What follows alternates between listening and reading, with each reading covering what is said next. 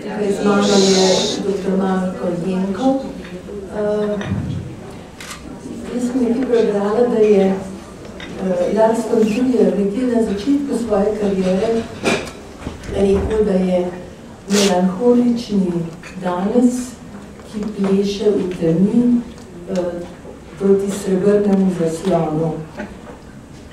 Takrat seveda še ni plesalke v temi naredil, tudi melanholije ne, tudi Loma valov in tako, skratka, to je njegov zelo osebni film, ta melanholija. Jaz sem ga danes drugič gledala, medtem se je zgodil Čeljabinsk, mislim, en majhen kamen je padel na zemljo in je povzročil veliko razdejanje. Tako da sem tudi s tem vedenjem malo drugače gledala film, no, ampak kljub temu sem nekaj različila, ne, to, kar imenujejo film katastrofe, ne, ti ameriški filmi, ki govorijo o koncu sveta in o grozotah, ki nas čakajo, ampak je v bistvu pravzaprav film o človekovih duši. Ja, jaz sem tudi najprej se lepo pozdravljam. Kaj še tiče te istočnice, jaz mislim, da tako, kot ste omenila, ko ste omenila ameriške filme, te filme o katastrofah, ne, mislim, da kljub vsemu, glede to, da imamo opravka z evropskim režiserjem, ki ima pa v Ameriki marsikaj kaj zapovedati, ne, kot že se spomnimo, kaj vse je povedal, ne samo na tiskovnih konferencah, Balkanu konkretno, ampak da je absolutno tukaj neka stična točka, ne, ampak s tem, da je to seveda ni popolnoma drugače, če lahko tako rečem film katastrofe za razliko tega, kar smo vajeni, recimo pri ameriških filmih. Zdaj, film o človekovi duši, ja, vsekakor v tem smislu, da, vsaj tako kot jaz zdaj film doživljam, zdaj jaz sem ga drugič videl na platni, dok sem ga umišljal na računalniku. Tisto, kar sem jaz zdaj začutil in kar mogoče prej nisem toliko, ne toliko v smislu tega filma katastrofe in podobno, ne v koncu nekega sveta zdaj, ali to samega planeta Zemlje in tako naprej, ampak predvsem v smislu konca nekega sveta, recimo, ki smo ga mi ustvarili tukaj na Zemlji, na tem planetu.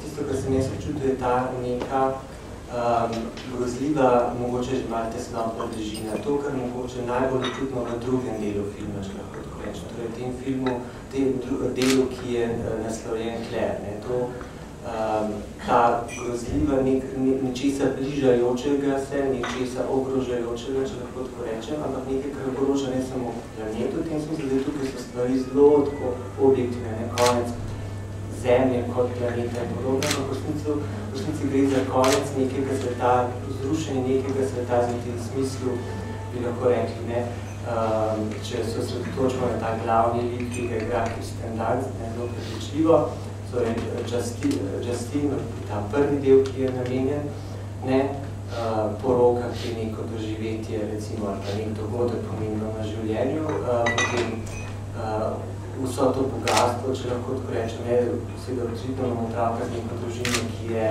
premožna, skratka, vse naenkrat, vse, kar je ustvarjeno, ne samo lahko bi rekli izgubi smisel, pa na nek način se prične rušiti. Jaz mislim, da je to tisto, kar je ključno, ne, da se nek svet, ki smo ga mi tu zgradili, ruši. Zdaj, to je pa prikazano na nek način in to je konec sveta v smislu prikazano kot planetarni konec. To je tisto, kar se mi zdi najbolj zanimivo, ker konec je tisto, kar se, kako bi rekel, jaz mislim, da je neka izkušnja, v redu, ne, govore o melanholiji, pa depresiji in tako naprej. Mislim, da je neka izkušnja tukaj, ki jo mi lahko vsi delimo s tem glavnim likom iz Justine, ne. Neka izkušnja izgubiti vse.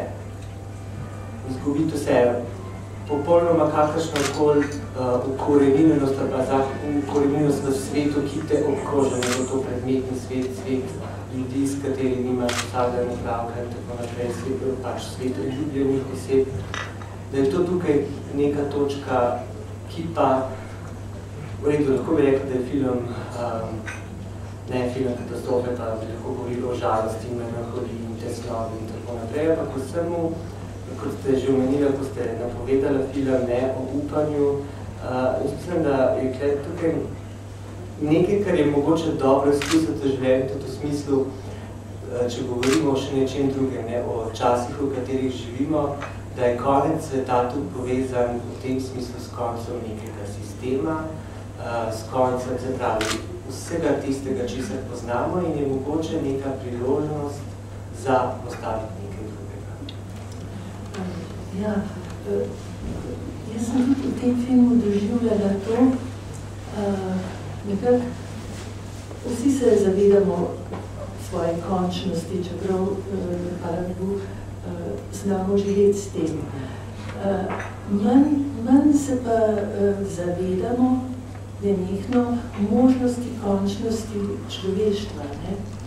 In to se mi zdi v tem filmu strašno močen moment. Zelo te spomnim na to, kar je Stephen Hawking rekel, ne, da če bo hotelo človeštvo preživeti, da si bo moralo najti nek drug prostor v vesolju.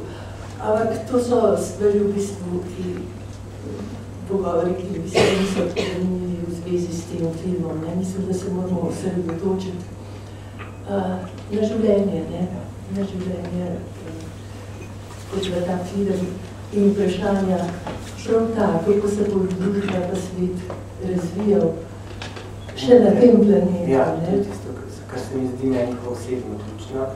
Zdaj, kot to je mogoče ena pot, ki bi jo jaz poglavila, tisto, kar jaz osebno najbolj začutim, je pa potem še tako ena profesionalna pot, kar začutim kot umetnost zgodovina, če lahko rečem.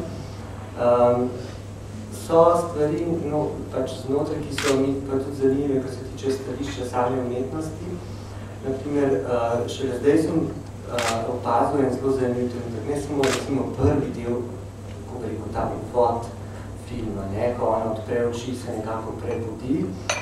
In potem vsi ti prizori, ki sledijo te, ko je gibanje popolnoma počasneje, tako da imamo na trenutke čutek, da imamo pravka bolj kot ne z nekimi rahlo gibajočimi slikami. Tisto, kar je bil en zelo zanimiv trenutek v filmu, je to, ko Justin na poroki, ko gre v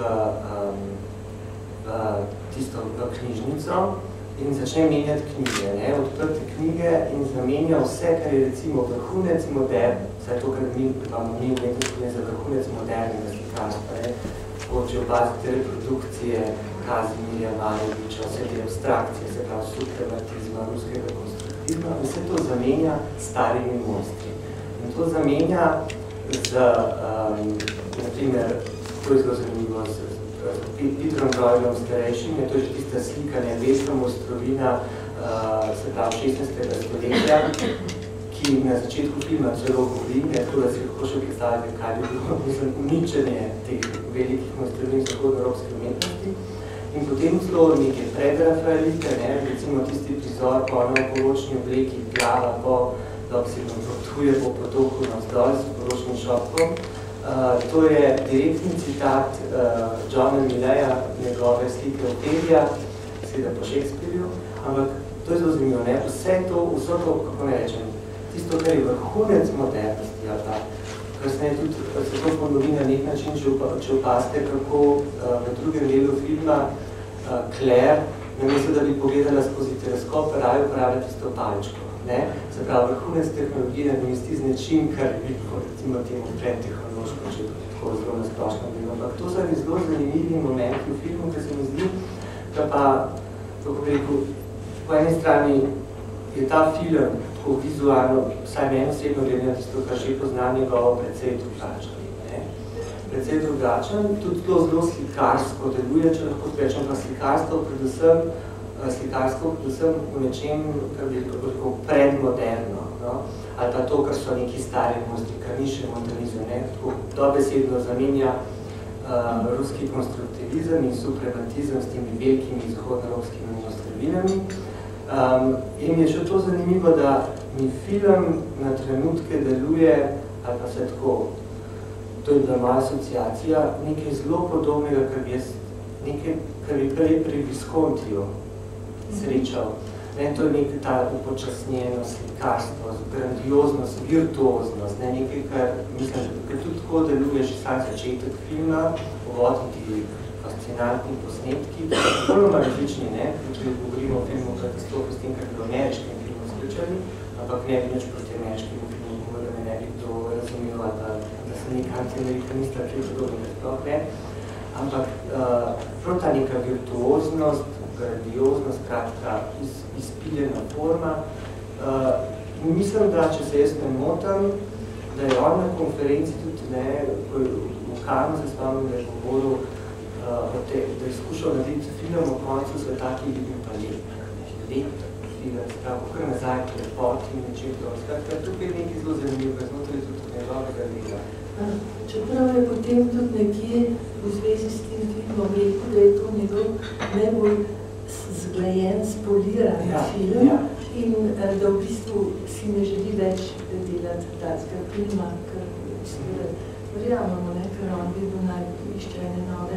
Ampak je pa zanimivo, kako se, mislim, prav na začetku, tam, ko se začne poroka v tistem interjeru, ko on pa končno pride s tistim nesrečnim avtom, se ta prehod od trčanja zemlje, pa na ta nesretni avto, na te banalnosti vsakdanjega življenja, je tudi zelo domišljen. No, ampak tista prva scena interjer je pa narejen čisto podobni, no? To se pravi strešena kamera, nobenih rekvizitov, ki ne sodijo v tistem ambient, luč, tako zelo, v bistvu je samega sebe na način tam citiral in seveda dosegel eno strašno avtentičnost tiste razpoloženja situacije, kot da gledamo dokumentarni film o neki poročnih posnetkih, v tem smislu. Ampak tisto, kar je meni na začetku, tudi to je po filmu meni zelo zanimivo, da na začetku mi vidimo konec. Na začetku vidimo, kaj se bo na koncu zgodilo, tako da je to tudi zanimivo na nek način, da na samem začetku vemo, kako se bo zgodba odvila, oziroma kam pelje, ampak tisto, kar je pa še posebej presenečenje, pa kako bodo tja to pripeljali. Kljub vsemu, da na začetku už vidimo to trčenje zemlje in planeta melankolija. Pač to je na nek način že sam konec filma, ki pa je na začetku, ampak kljub vsemu je to zelo zanimivo. To je pa spet njegova, kako bi rekel, se pravi, povezavi s koncem, pa kako končan film, je pa spet njegova zelo zanimiva opaska o ameriških filmih. Ameriški filmi so, rečem, zavezani ali pa bili tradicionalni za happy ending, srečnemu koncu. Tukaj pa zdaj tako, da je vprašanje, ali imamo mi tukaj v srečnim začetkom mogoče, ali pa na začetkom, ki kljub vsemu je neki konec, ali pa mogoče oznanja nekaj drugega. Zdaj vprašanje, kaj to drugo je, kaj prihaja, ne vemo. Mislim, da je tukaj tudi neka zanimiva zgodba, ki so pri njem vselej dal poudariti. To vprašanje konca in vprašanje začetka. Na nek način je film, kako bi rekel, kakor da prelit vase. Začnemo na koncu. Ampak kljub vsemu se film ne vidi. Ja, sem zaključen v sebi. Ja. Pardon, eno... Ja. Sem mislil, da bi to želel intervenirati. Ne? Ja? Ja. Ja, bi kdo želil, drugač pa, jaz pa rada vprašala, vi ste se v tem tekstu, v glavnem, ste upozorili na tisto Dührerjevo melankolijo, in sem slišala tisto sliko pogledati, kar me je zanimala.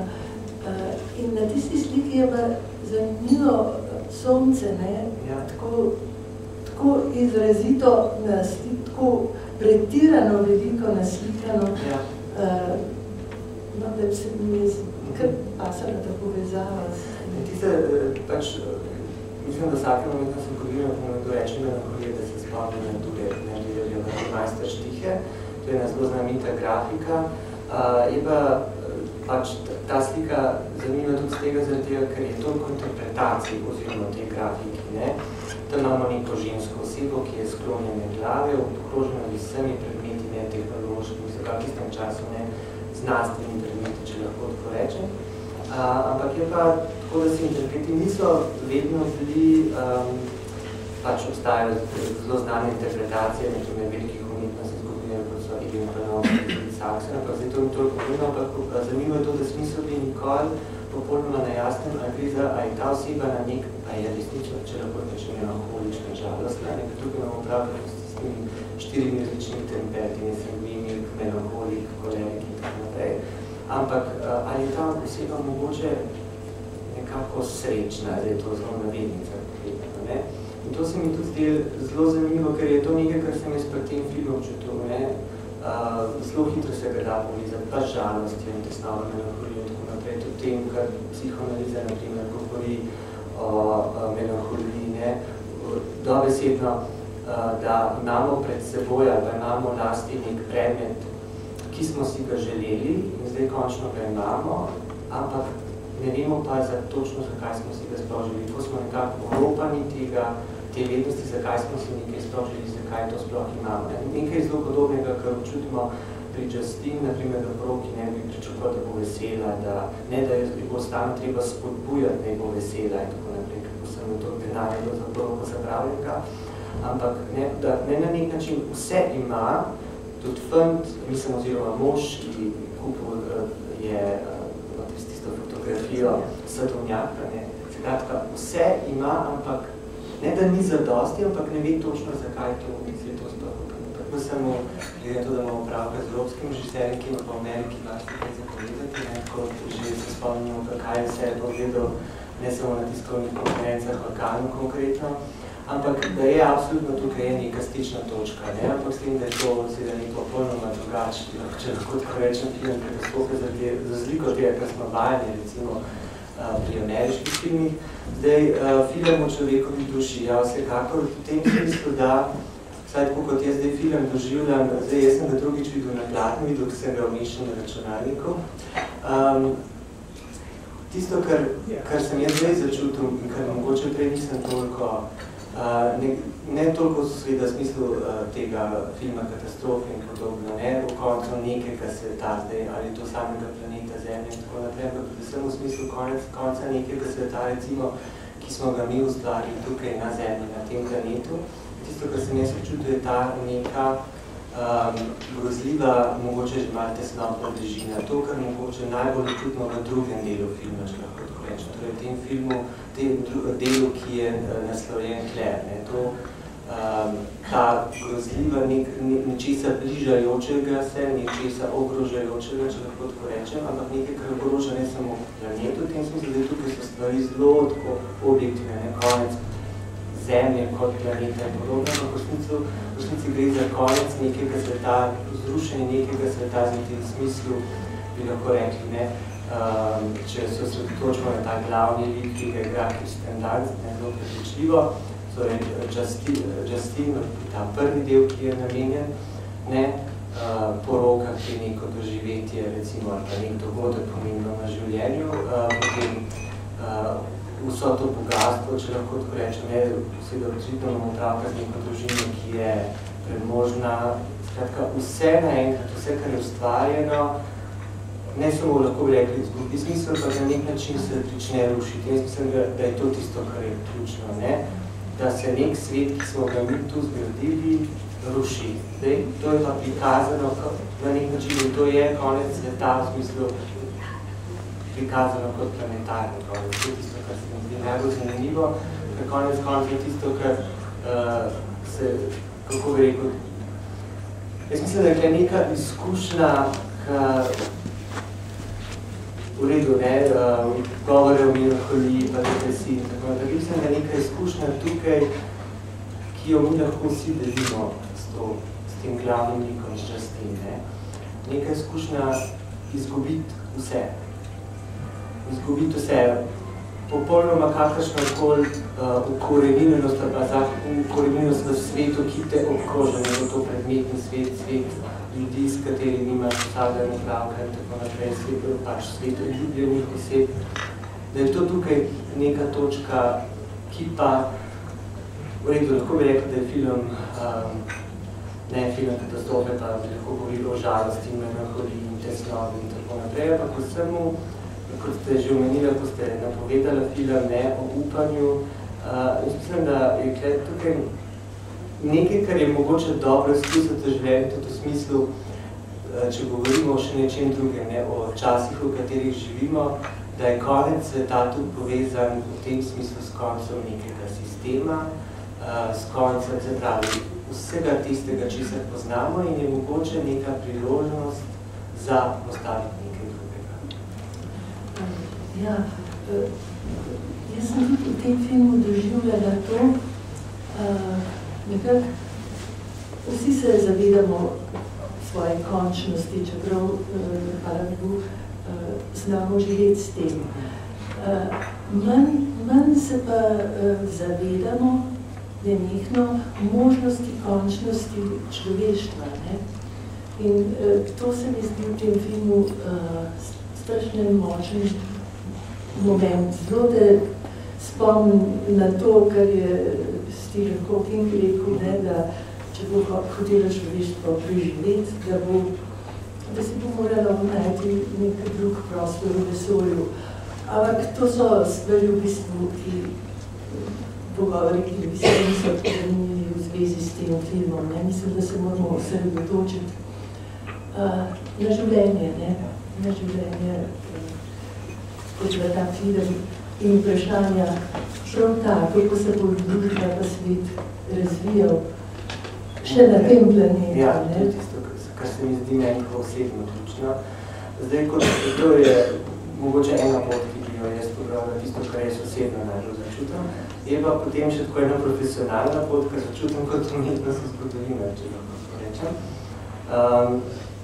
So stvari, no, pač znotraj, ki so mi pa tudi zanimive, kar se tiče stališča same umetnosti.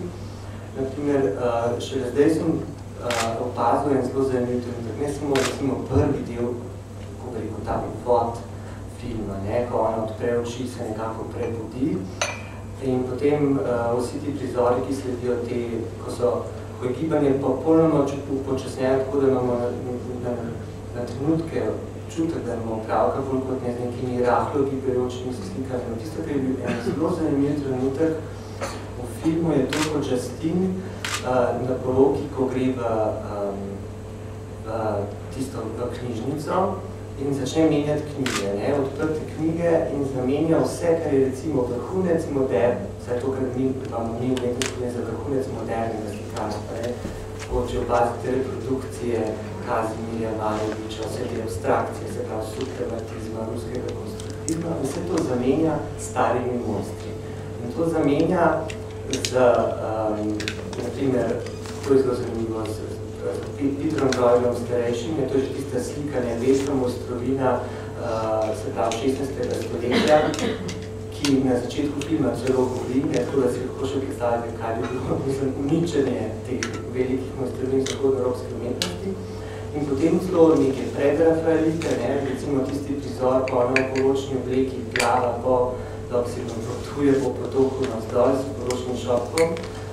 To je direktni citat Johna Millaya, njegove slike Opelija, seveda po Shakespearju, ampak to je zelo zanimivo, ne, vse to, kako ne rečem, tisto, kar je vrhunec modernosti, ali pa kasneje tudi se to ponovi na nek način, če opazite, kako v drugem delu filma Claire, namesto da bi pogledala skozi teleskop, raje uporablja tisto palčko. Se pravi, vrhunec tehnologije nadomesti z nečim, kar bi bilo recimo temu predtehnološko, če to tako zelo nasplošno bilo. Ampak to so zelo zanimivi momenti v filmu, ki se mi zdi, da pa, kako bi rekel, po eni strani je ta film tako vizualno, vsaj meni osebno glede na tisto, kar še pozna njegovo precej drugačen. Precej drugačen, tudi to zelo slikarsko deluje, če lahko sprečem, pa slikarstvo predvsem v nečem, kar bi rekel, predmoderno, no?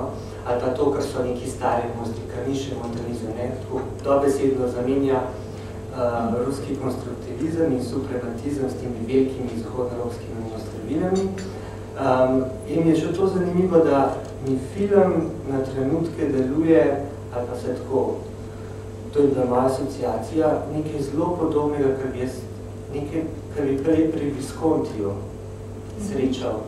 To je nekaj ta upočasnjenost, slikarstvo, grandioznost, virtuoznost, nekaj, kar mislim, da tudi tako deluje že sam začetek filma, uvodniki fascinantni posnetki, popolnoma različni, če govorimo o filmu katastrofe s tem, kar bi o ameriškem filmu sličali, ampak ne bi nič proti ameriškemu filmu, da me ne bi kdo razumel, da sem nek anti-amerikanista, ki je podobnega sploh ne. Ampak prav ta neka virtuoznost, grandioznost, kratka, izpiljena forma. Mislim, da če se jaz ne motam, da je on na konferenci tudi v Kanu se spomnim, da je govoril, da je skušal narediti film o koncu sveta, ki je bil pa let, kar nazaj, prepot in nečem to. Skratka, tukaj je nekaj zelo zanimivo, znotraj tudi njegovega dela. Čeprav je potem tudi nekje v zvezi s tem filmom rekel, da je to njegov najbolj zglajen, spoliran film in da v bistvu si ne želi več delati takega filma, ker seveda verjamemo, ker on vedno naj išče ene nove. Ampak je pa zanimivo, kako se, mislim, prav na začetku, tam, ko se začne poroka v tistem interjeru, ko on dva končno pride s tistim nesrečnim avtom, se ta prehod od trčanja zemlje, pa na ta nesretni avto, na te banalnosti vsakdanjega življenja, je tudi zelo domišljen. No, ampak tista prva scena intervje je pa narejen čisto podobni, no? To se pravi strešena kamera, nobenih rekvizitov, ki ne sodijo v tistem ambient, luč, tako zelo, v bistvu je samega sebe na način tam citiral in seveda dosegel eno strašno avtentičnost tiste razpoloženja situacije, kot da gledamo dokumentarni film o neki poročnih posnetkih, v tem smislu. Ampak tisto, kar je meni na začetku, tudi to je po filmu meni zelo zanimivo, da na začetku mi vidimo konec. Na začetku vidimo, kaj se bo na koncu zgodilo. Tako da je to tudi zanimivo na nek način, da na samem začetku vemo, kako se bo zgodba odvila, oziroma kam pelje, ampak tisto, kar je pa še posuto presenečenje, pa kako bodo tja to pripeljali. Kljub vsemu, da na začetku už vidimo to trčenje zemlje in melankolija. Pač to je na nek način že sam konec filma, ki pa je na začetku, ampak kljub vsemu je to zelo zanimivo. To je pa spet njegova, kako bi rekel, se pravi, povezavi s koncem, pa kako končan film, je pa spet njegova zelo zanimiva opaska o ameriških filmih. Ameriški filmi so, rečem, zavezani ali pa bili tradicionalni za happy ending, srečnemu koncu. Tukaj pa zdaj tako, da je vprašanje, ali imamo mi tukaj v srečnim začetkom mogoče, ali pa na začetkom, ki kljub vsemu je neki konec, ali pa mogoče oznanja nekaj drugega. Zdaj vprašanje, kaj to drugo je, kaj prihaja, ne vemo. Mislim, da je tukaj tudi neka zanimiva zgodba, ki so pri njem vselej dal poudariti. To vprašanje konca in vprašanje začetka. Na nek način je film, kako bi rekel, kakor da previd vase. Začnemo na koncu. Ampak kljub vsemu se film ne vidiš. Ja, sem zaključen v sebi. Ja. Pardon, eno... Ja. Sem mislil, da bi to želel intervenirati. Ne? Ja? Ja. Ja, bi kdo želil, drugač pa, jaz pa rada vprašala, vi ste se v tem tekstu, javnem, ste upozorili na tisto Dührerjevo melankolijo, in sem slišala tisto sliko pogledati, kar me je zanimala. In na tisti sliki je pa zanimivo sonce, tako izrazito tako pretirano veliko naslikano, da bi se mi kar pasala ta povezava. Tiste, pač, mislim, da vsake momentno sem povedal, ko nekdo reče melankolije, da se spomnim na druge Majsterštiche, to je ena zelo znamenita grafika. Je pa pač ta slika zanima tudi z tega, zaradi tega, ker je toliko interpretacij oziroma v tej grafiki. Ne? Tam imamo neko žensko osebo, ki je sklonjene glave, obkrožena z vsemi predmeti, ne tehnološkimi, v tistem času ne znanstvenimi predmeti, če lahko tako rečem. Ampak je pa tako, da se interpreti niso vedno bili, pač obstajajo zelo znane interpretacije, nekaj velikih umetnostnih skupin, kot so Edwin Planov, Saxon, ampak zdaj to ni toliko pomembno, ampak zanimivo je to, da smisel bi nikoli popolnoma nejasnem, ali gre za, ali je ta oseba na nek, a je resnično, če lahko rečem, melanholična, žalostna, nekaj drugi imamo pravno s temi 4 različnimi temperati, sangvinik, melanholik, kolerik in tako naprej.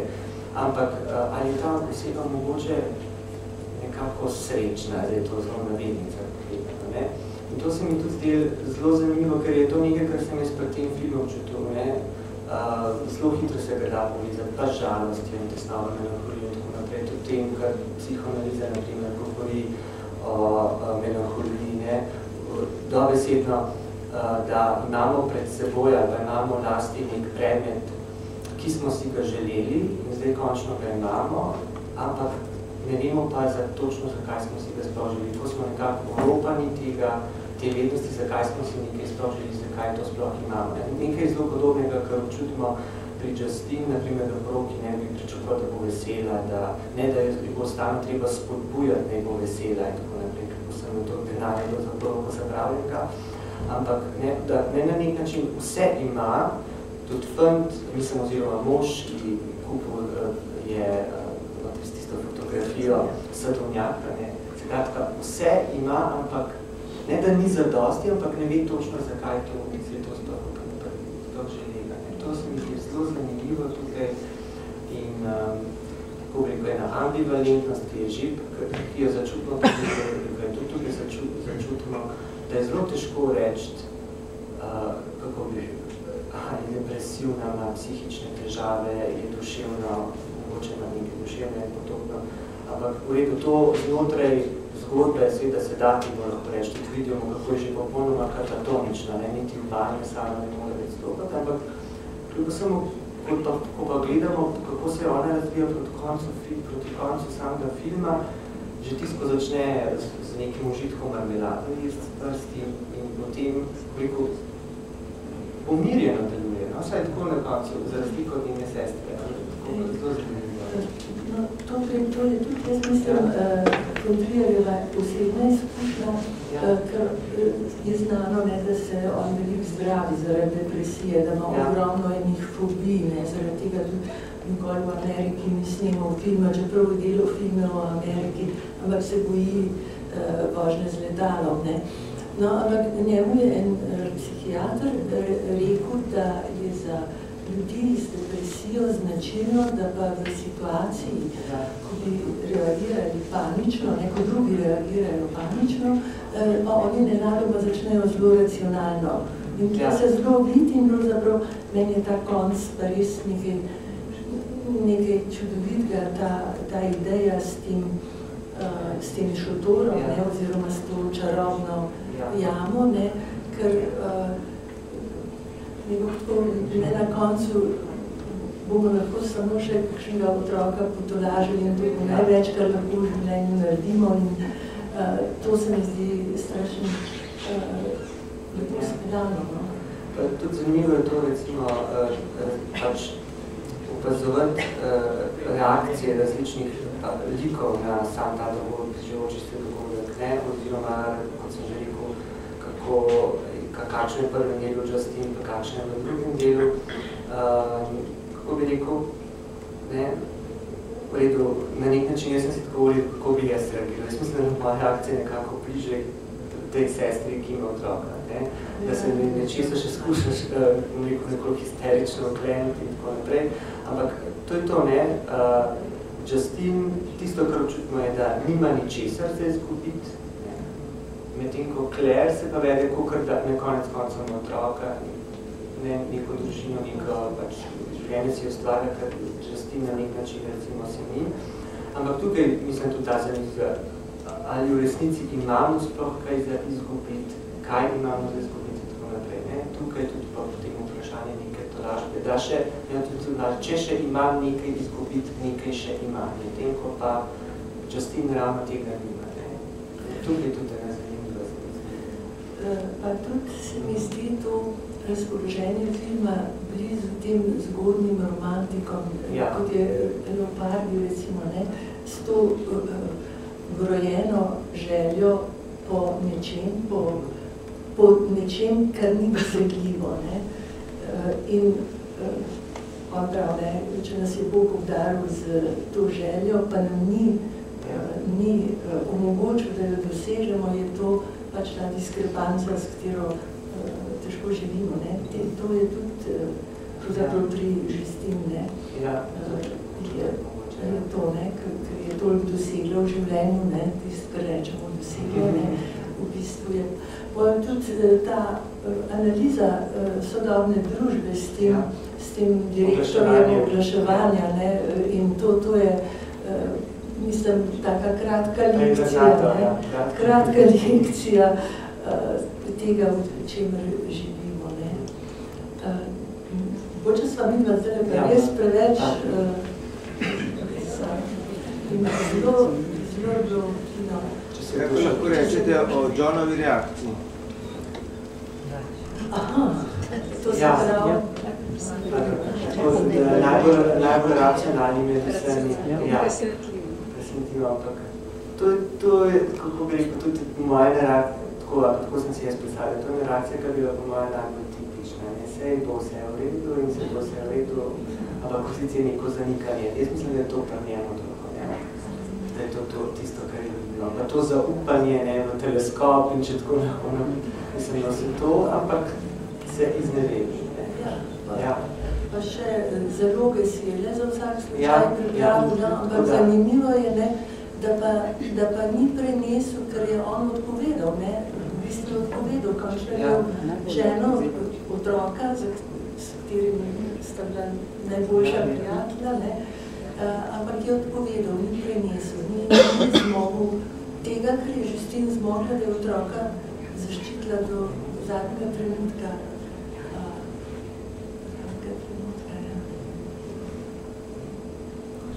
Spade dokaj sebično, pa se nam zdi.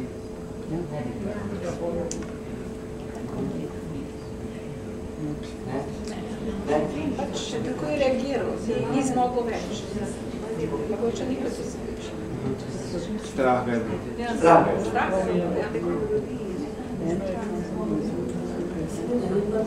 Različno reagiramo. Pa to tudi ta individualizem našega časa. Ker zanimivo je to, recimo, ko se tudi Claire sprijazni s tem, ker zdaj pa bo pač ni vračanje konec, ne? Želijo se naglo in ko predlaga Justin, da greste na teraso, da popijete kozarci vina in tako naprej, potem misli Justin, ne, čakaj bi uporedo se to je v teh trenutkih, ne? Ampak v teh trenutkih res na nek način se tukaj se moti in ne toliko čisto na nek način, tudi če Johna potem upoštevamo, pač v teh scenarijih ni nobenega pravega plana, ni nobenega prave reakcije, če kot rečem, konec je tukaj in zdaj. Je pa seveda skozi te reakcije, kako reagirajo na bližajoč se konec, se razkrivajo, ne vsak posameznik drugače. Zato smo imeli priložnost zdaj videti, vse to gre, 22. kaj je bilo. Kako so se ljudje odzivali, ne? Vse v Rusiji? Vse posod, v Ameriki. Ja, se zaloge kupičajo. Takrat, ko bi da povedali, da imajo po majovskem koledarju. To je bilo medij, vse je bilo polno. Ja, no, mene tista stvar ni več zanimala, no. Me je pa zelo ta Čeljabinsk, no, ta Sibirija, to se mi je zdaj pa kar malo grad. Ja. Če bi še bilo. Kako ste pa sploh ravnanje Justin v tej poročni zadevi? Tudi ta njen dogodek s tistim fantom, ki je bil dodeljen za, da bo pri njej v službi ostal, če bo pač ta hitra zveza, ki jo je ustvarila z njim, no, trenutna, kratkotrajna in tako naprej. Ampak vseeno. Prvi ti se tako dobesedno, da se ne, mislim, prva reakcija, da se ne tako nekdo vede, ki na neki ravni vse popolnoma vse eno. Veste, kako bi rekel? Popolnoma vse eno. Ne toliko nič, ne mislim, da sploh dobesedno oseba, ki gre in plava od trenutka od trenutek. Ne? Mislim čisto, ne vem, če bi lahko govoril o spontanosti, sploh mislim, po instinktu, čisto. Pardon? Po instinktu, kažem. Ja. Stihijsko. Popolnoma, jaz mislim, tako sem je doživel, ja, dosti stihijsko, ja. Pa odhod njenega moža? Ja, to pa, zdaj, tukaj je tisto, kar bi jaz, ne, nismo soočeni recimo z neko predzgodbo. Jaz sem dobil, da že očitno so neke izkušnje, pa vedno so tem, da imamo na neke težave. Ampak ne vem, jaz sem ti ta gesta njegova iskrena. Ja, zelo iskrena. Ta igralec je po mojem sin od oglaševalca v filmu. Oglaševalca, ja, seveda. Sta oba sjajna igralca, v Lomu valov, nas je res zadev. Se to je bilo zanimivo slišati, še posebej, kar se montrije tiče, kaj si zlasti ženske oziroma ženska populacija, mislim, da je novih filmov se to, ker, kot veste, mislim, že zlomov valovne in potem naprej, da igralke nenehno pišejo v trilerju, da se izjemno poistovecijo pač z njegovim pristopom do ženskih vlog oziroma likov. In konkretno, recimo, sem prišel tudi do te zgodbe, ne samo, da je po Lomu valov opisala Catherine Deneuve, da potem je pričel pisarko Temi, da pa ta ideja tukaj v zadnju, kako se je začela ta ideja z melanholijo, da je resnico on bil v navezi z Penelope Cruz in da je skušala, oziroma da ga je skušala narediti, da bi snela film po Ženejevi predlogi, te sluškini, ja. Ampak potem je on si obdržal teh žensk oziroma te primere sestre.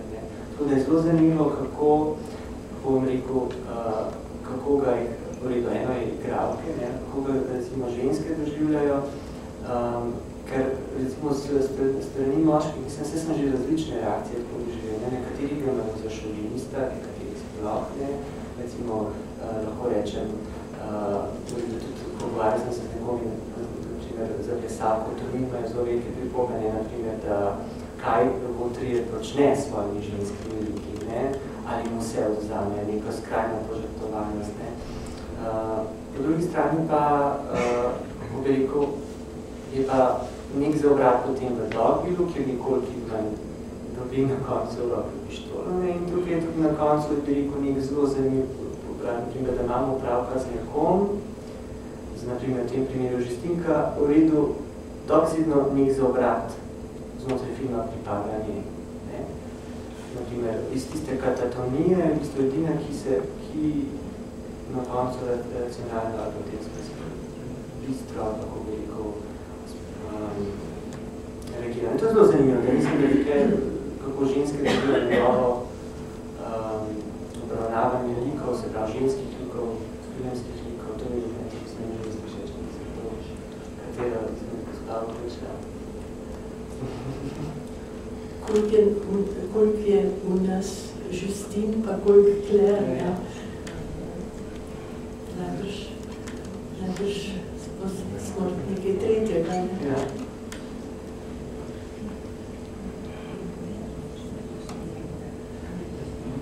Sva se nekaj preveč razgovorila mogoče. Zdaj dela Ninfomanko s Charlotte Gainsbourg, ne spet.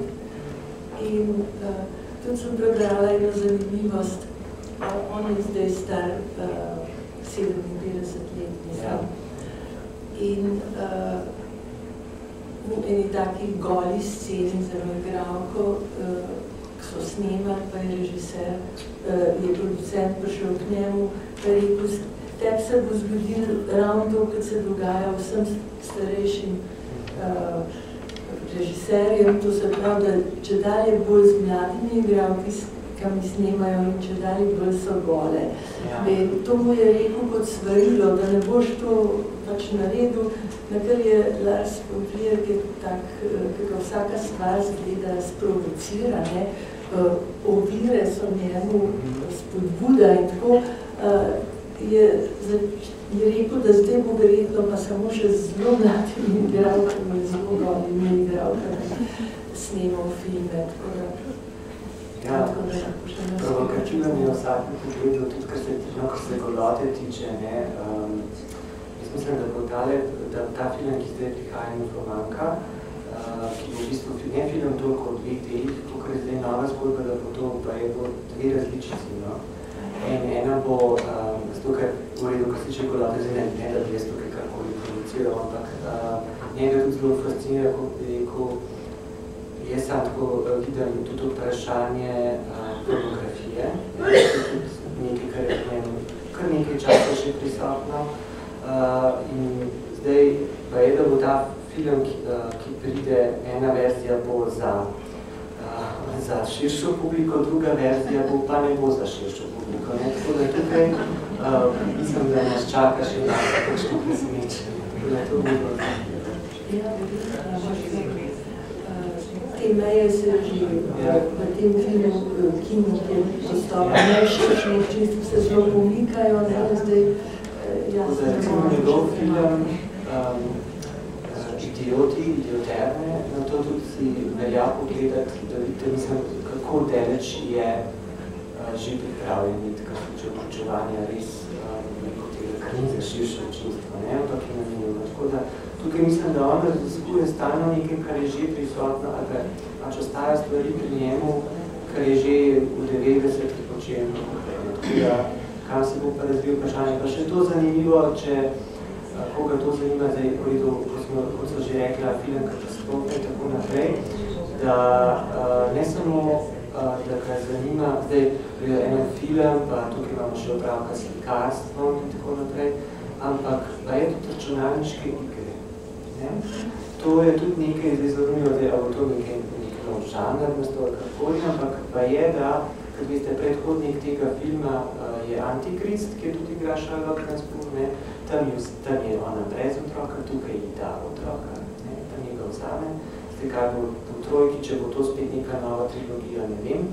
Ampak Antikrist je pa je že bil nastavljen, da postane računalniška igrica. Tako da tukaj, kar se samega filma tiče povezave film, slikarstvo, tudi modna fotografija, konkretno v tem filmu, ker konec koncev Justin ne skuša ta slogan za neko modno kampanjo, o fotografiji se da sklepati, in pa računalniški igre. Skrav, tukaj nekaj se mi zdi nastaja znotraj filma, saj njegovega okusa, kar moja še smo se ta sklicevanja, pa rekel, da nekaj hibridnega, pa nekaj, kar bo pač ne samo slikarstvo, pa nekaj, kar bo tudi računalniški igre prenesel film in izbrati. Je pa njegov okus res ogromen. Ja. Lahko vse je zanimivo. Zgodaj, gospod. Ja. Jaz bi imela samo eno vprašanje. Kako ste pa starše videli od njih? Očeta pa rečete. Ja, sedaj pa zanimiva mi mama. Mi oče je že, mama je tako deluje kruto, cinično, ne. Tudi, kako bi rekel, mama deluje kot tista oseba, zdaj je videl kruto, ampak kot nekdo, ki sebe predstavlja, da je popolnoma brez iluzij, nekdo, ki izgubil vse iluzije, ne verjame nobene rituale, nič, ne samo kruta, gola realnost. In na nek način mislim, da je tukaj zelo podobna v tem smislu, da nima več iluzij, ne, na neki točki isto Justin. Tudi ona izgubi na nek način vse iluzije, ampak tisto, kar je najbolj zanimivo za razliko od mame, je prav ta moment, ki ste ga vi izpostavili, ta čarobne, te magične jame na koncu. Ko kako nekdo, ki ne bi izgubil vse iluzije, ki je tako trdno na tleh, ki sprejema konec sveta zelo skoraj že zdaj zdravo razumsko, malo skoraj da ne cinično, ampak na koncu ta ima, se pravi, en kanček neke iluzije z razliko od njene mame. Oče je pa pač, mislim, ne vem, koliko je lik očeta razdelan, je tako zabavah, domušen s tistimi žlicami in tako, ampak tako začute pa približno neko družinsko okolje, v katerem ste odraščali, ne, ker ampak ta lik mame, se pravi, nekoga, ki izgubi iluzije, to je tudi en zelo zanimiv moment, no? Saj sem jaz osebno to tako doživljam, ker začastim jaz to na koncu, kljub se mu ne morem trditi, ne? Prav zaradi te čarobne, oziroma tega šotora indijanske, to nekaj še na koncu ostane, ne? Neko tega, ni popolnoma ravno. Ja, v bistvu je ona,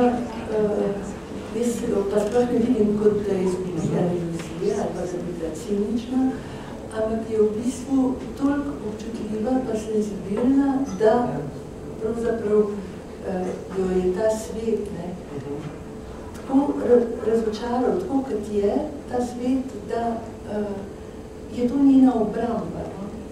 Da se zateče v to svojo, kot da je vseeno. Mislim, da je sploh ne... A tisto, ko mislite, ko je ona svetuje pojti, da še...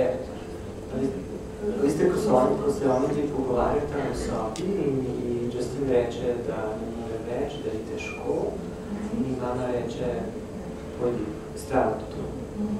Tako da, tam sem malo nekaj skrbi začutil, ampak tako da bi... To se pravi, za Justin, jaz govorim, za Justin, ne za mama, mogoče sem se narodno izrazila, ne. Mama pa ne, mama se mi pa zdi tudi eden od vzrokov Justinega psihičnega stanja. Ta film je bil razmeroma dolg, tako da ne vem, koliko se vam četi. Če je še kakšni rekla, ima seveda jih je, se v tem filmu se dati govarjati, še pa še. Mislim, da ste